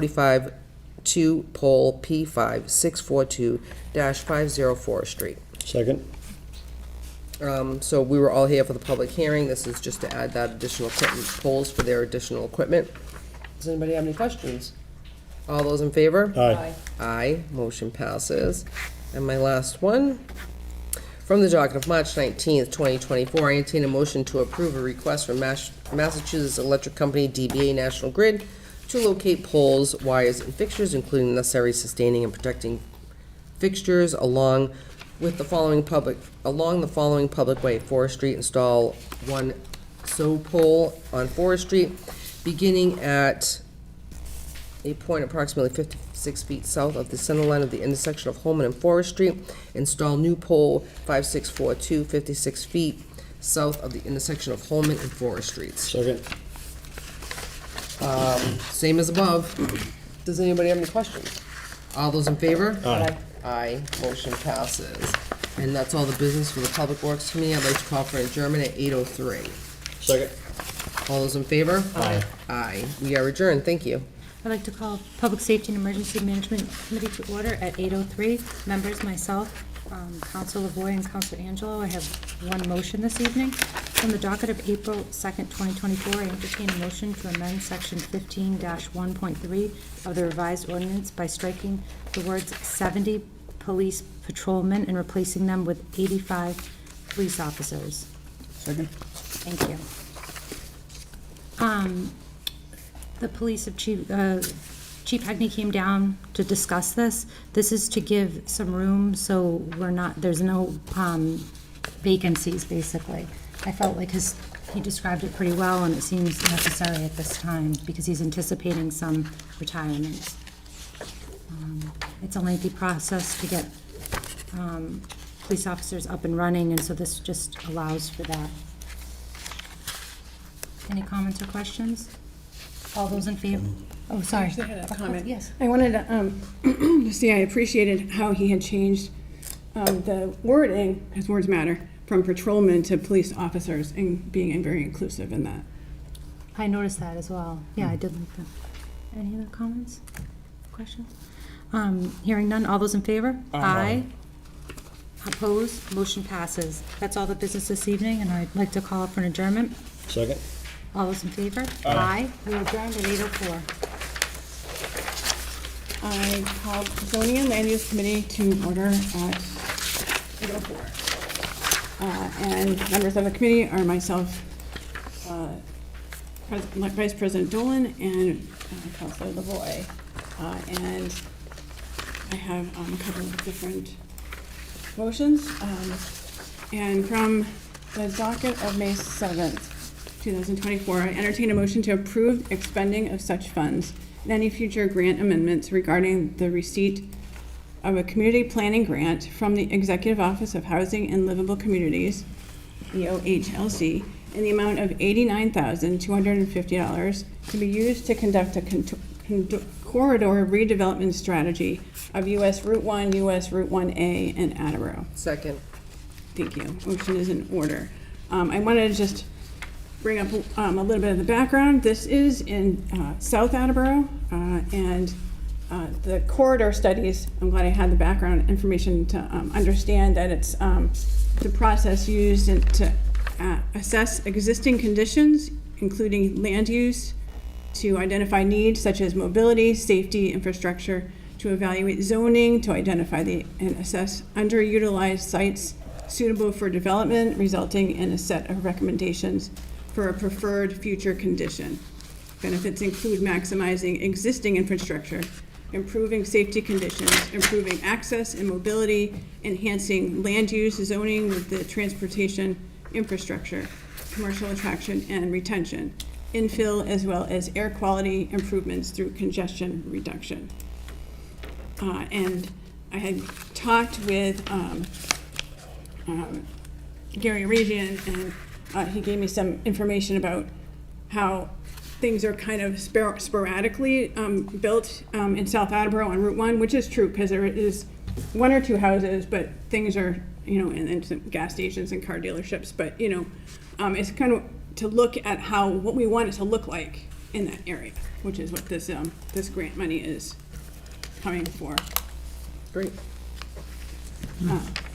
And any other comments, sir? Yes, Councilor Lavoy. Yeah, just wanted to first obviously say that it's great to receive a grant as always. But one thing I always liked about like studies like this is the means to utilize space that's already there. Maybe it's undeveloped or it's been not maintained, things like that. But it's always great to see measures in place and efforts in place to utilize land that's already been at one point developed or at least prepped for development, as opposed to seeing woods lines and other areas torn down to develop when we have land readily available. So I think that's a great tribute to studies like this, and I'm very happy to see it happen. Great. Any other comments? Seeing none, all in favor? Aye. Motion passes. Great. From the docket of February 20th, 2024, I entertain a motion to approve the rezoning petition from John F.D. Jacoby III relating to proposed amendments to Ordinance S 17-6.9, Table of Permitted Signs and Dimensional Regulations of the Attleboro zoning ordinances. Second. Motion is in order. I wanted to make note of that I actually am against this petition, and I want to tell you why. It's basically because of the environmental impact of billboards that they're proposing to put up here. The two different things on the petition was to change the billboard ads from 10 seconds, from 20 seconds. So that's one part. And then also off-site advertising on billboards from no to S with special permits, which really doesn't say it's going to be to build the billboards, but it's to, when they brought the people here who were wanting to construct the billboards. There were many different people I talked to, from the conservation agent, talked with the chief of police, and many, so there were some people who were for it, and they had said that business impacts would be good in some ways, but minimally. And so things that really impacted me when I was looking at this was it uses an extreme amount of energy. These lights on the billboards, they consume a lot of energy, 30 times more energy than an average home uses. And just a static traditional billboard only with the lights that are on it uses 46 times less energy than the digital billboards. And then a study that was done shows that it also impacts wildlife, which is hard to, to see that it's impacting wildlife when we want to keep our environment.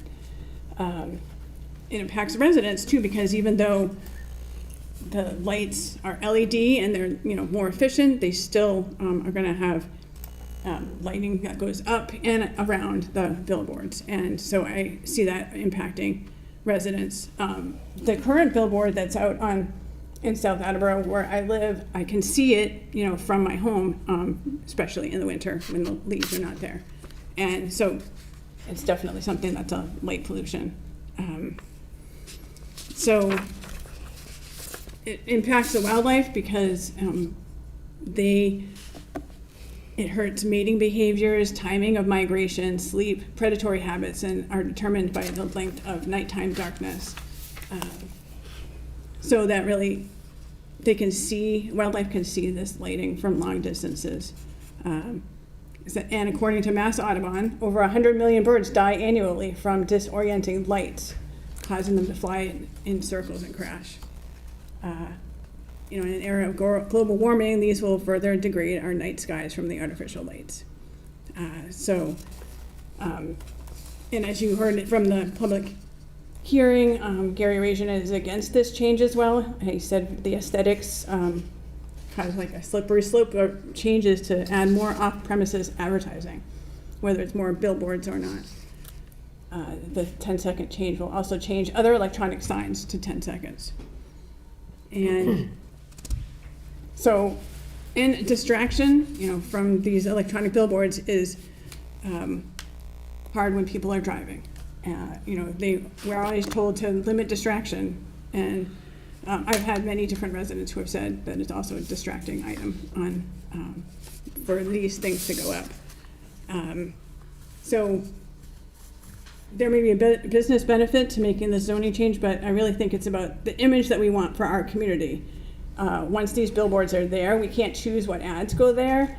And I see, as I'm driving from Pawtucket coming into Attleboro, this big, huge weed drive-through signs, which is not a great site and something that I'd want to have in my city. They're prime real estate for this type of advertising. Again, I'm against this going through, but in respect for the council, I'm willing to vote it out of committee so that it can go to council for everybody else to also vote on it. Councilor Dolan. Thank you. I agree. I'm not for this either, and I appreciate you not holding it or trying to kill it in committee. Because as you said, for respect for the council, will allow everybody to vote. But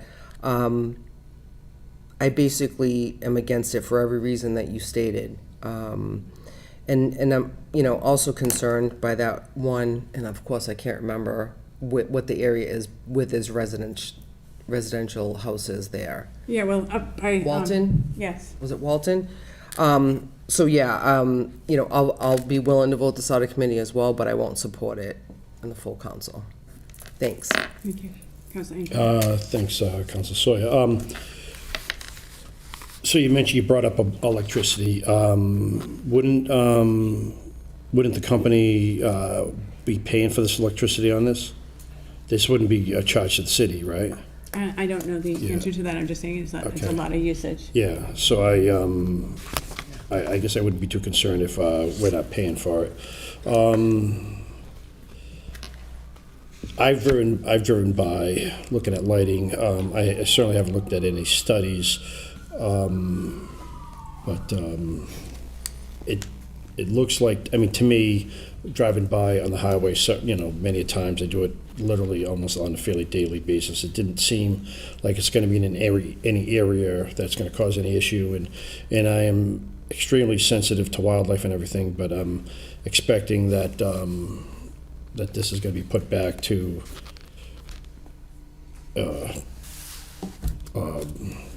the landscaping is going to be put back to its normal way. I would expect that to happen.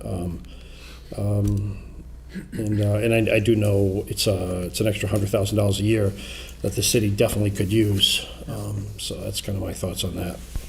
Point of order, if I may. Have we received the decision back from the planning board where this was a joint public hearing? They voted on it last night, which they were But gonna. we still haven't received it yet? No, they give us the council, they give us the vote soon. I don't know. Yeah, so it's customary not to vote this out until we have the opportunity to get that, Oh, okay. you know, from them. So we have until June 19th to vote this, so generally we wait until we get that decision back so we can have that as part of the deliberation. Okay, So, I can rescind my second. okay. Okay. Appreciate that. Okay. it's one of the nuances of your committee, Mhm. so you'll get that. Yeah, but that's fine. I'm happy to hear that, and we can certainly discuss again. Did we, who do you want to continue to, I didn't know. No, Laura just rescinded her second, so. Okay, all right.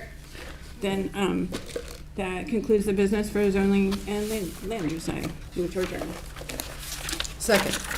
All those in favor? Aye. Okay, we are adjourned at, what time? 8:16. I would call the Transportation and Traffic Committee together at 8:16. I want to cover 2 items of business tonight. We have a new motion, and I would like to read the motion as it is and then make a very simple amendment to it as an introduction to it. The motion reads from the docket of April 2nd, 2024, to install an RRFP, paint a crosswalk, and complete the sidewalk to meet ADA compliance at South Main Street and Sienna Road, or to suggest the closest possible area to place a crosswalk for safety. So this was submitted by Councilor Holmes. I would simply like to prep. You get a Who second. needs a second? We need a second, sorry. Lori? Oh, second. Okay, thank you. So I would like to preface that with an amendment that says refer to the Traffic Study Commission. Simple as that. I thought, oh, I'm sorry. Please. May I? You may. I thought we already sent this to traffic study. When this came out as new business, we referred it to the Traffic Study Commission. So they should already have this.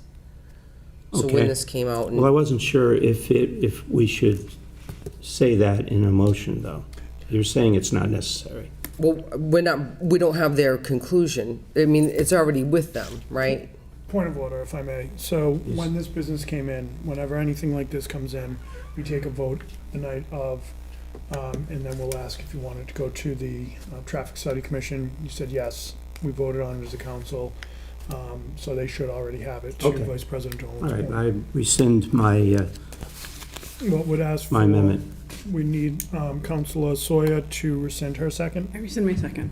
Thank you. Okay. Do we have a second for as it reads? No, Ty, it's gotta, if it's already with the traffic study, we have to wait for it to come back with their recommendation, similar to as we're doing with Laurie. So I don't need to? Correct. Okay, fine. So once the second's rescinded, that ends the discussion on the topic. Thank you. Yep, thank you. The other piece of motions is from the docket of January 2nd. I would entertain a motion which reads to approve the installation of a crosswalk and signage on Slater Street at the intersection of Pass Farm Road and Avalon Drive for pedestrian safety.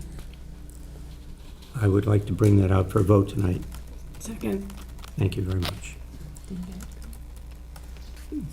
I would like to, now I hope I do this correctly, Ty, excuse me. please. This went to traffic study as well? It did. And so do we have their opinion yet? Yes, we do. Okay, so you have that? Yes. All right, awesome. And their opinion was to go forward with it, with signage, but that the crosswalk, they do not approve of a crosswalk. And today I spoke with Mike Tyler regarding the crosswalk, and he informed me that we do not do crosswalks unless they connect to a sidewalk, and there are no sidewalks. The signage is now up, and it's two big signs as you approach the hill with a symbol of a bus.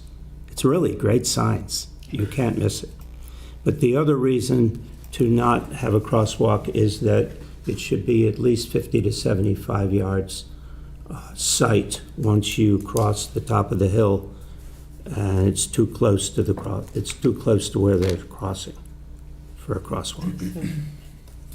So just Councilor Dolan, yes. a point of information, would we be moving to strike this since the signs are up and we're not installing a crosswalk?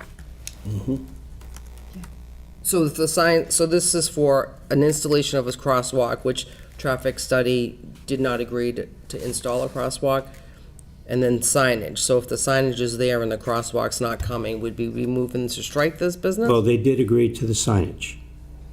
Right, which is already up, so Which, I'm not sure, President Delicio, maybe? What's the signage read? it basically says a school bus stop with a picture of a bus. But it doesn't say crosswalk. No. Okay. Signage is already there. What would the proposed signage for this be? That's what I'm missing, because it says for pedestrian safety.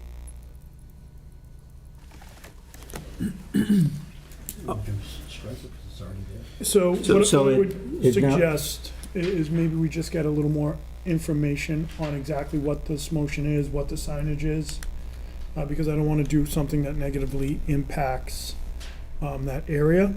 So perhaps at the next traffic study commission meeting, you can have this conversation, raise it, bring it up, and just have them really kind of walk you through, because it sounds like there's still some questions that need to be answered. Okay. Just a suggestion. Councilor Dolan. Councilor, thank you. This, I think even to the motion that was earlier discussed, residents, I think we need to kind of help them understand about where is appropriate, what places are appropriate for a crosswalk, because you do need to have a sidewalk on both sides. I think there's some sort of feet you have to have on each side. And then there's also those barriers such as like hills or certain roads if the speed limit is thrown off. And what happened is that years ago, they just started to paint them everywhere. They just started to paint sidewalks everywhere, but really they're not up to code and in compliance. And I really think we need to have like an assessment of the city to find out which ones we want to keep in place and update them to make them up to code and in compliance. A lot of them are faded, and there's not a willingness to paint them again because they're really not in compliance. So I think that whoever's going to tackle this, it's kind of a big undertaking, and I don't know if traffic study or who would do this, but I think that residents are coming forward and saying it's not safe for my kids to cross, and they just want us to paint a crosswalk, but it's not that easy. There's a lot that goes into this. So that just concludes my comments. Thank you. Just Angelo, yeah. Councilor Holmes's comment. Wouldn't that just be something that we could bring out as new business? It could be, yeah. It's actually in Council Waterman's, this business, that very business is the next, it's in his. Oh, yeah. There you go. It is. Oh, yeah, there you go. Who did that? Please. So, Councilor Angelo, Councilor Holmes, I appreciate what you're saying, and I think you're, sorry. I appreciate what you're saying, and I think we definitely need to do this. However, I believe Councilor Bennett introduced the Oh, yes. the other piece of business that's being talked about. in order to undertake a comprehensive study, what does that look like? I think what we should do is probably, what I would recommend to the chair is to have a communication with Mike Tyler, superintendent of DPW, and ask him, where do you think we're the most vulnerable, to Council Holmes' point? Because they gotta be ADA compliant, they need to be all the state regulations, federal regulations. He might have an idea, and then from there, we can kind of piece it down, as opposed to saying, because right now, how are we gonna pay for a comprehensive study of pedestrian crosswalks? A study that's definitely needed, let's be honest, as the city grows. But I don't know we're ready to strike this piece of, business, or even discuss it right now, the Pass Farm Road and Avalon Drive. I think there's too many questions. All right, well, the signs are up. So I would withdraw my motion. I think, I have to withdraw my second. again. If the second's withdrawn, Yeah. that'll end the conversation on that. Okay. So I would recommend that we adjourn at 8:25. Make a motion. second. Second. Thank you. All those in favor? Aye. We're adjourned. Ordinances, elections, and legislative matters, as well as the special committee on tax abatement review is canceled.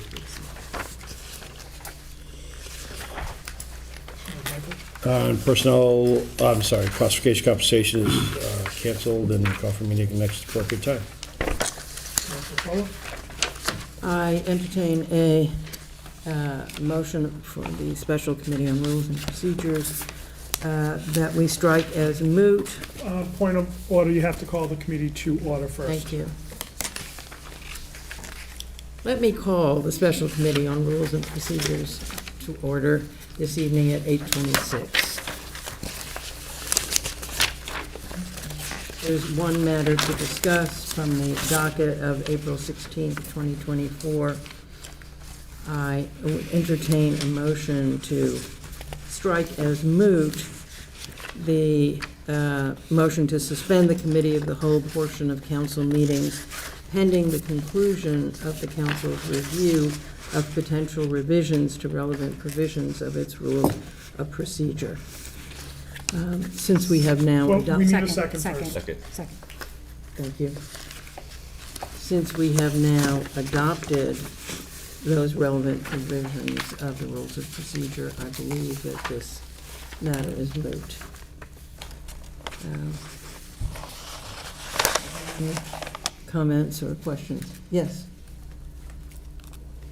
So, Counselor Dolan. did you vote, we didn't vote this out of full council, right? The new, This was, no, I believe not. This was, This is the second piece of business. There was the initial business to review, and then there was a second piece, I'm sorry, point of order. There was a second motion to suspend committee of the whole.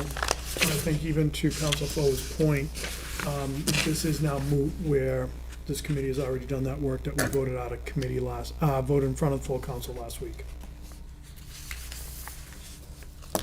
okay, thanks. We voted the rules and Okay, procedures. thank you.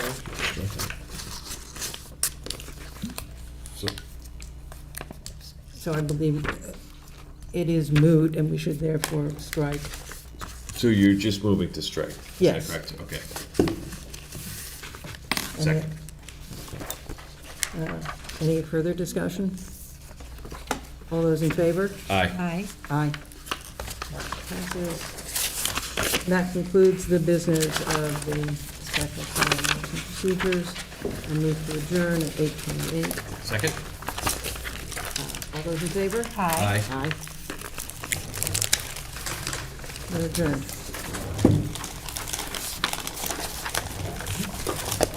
I think everyone.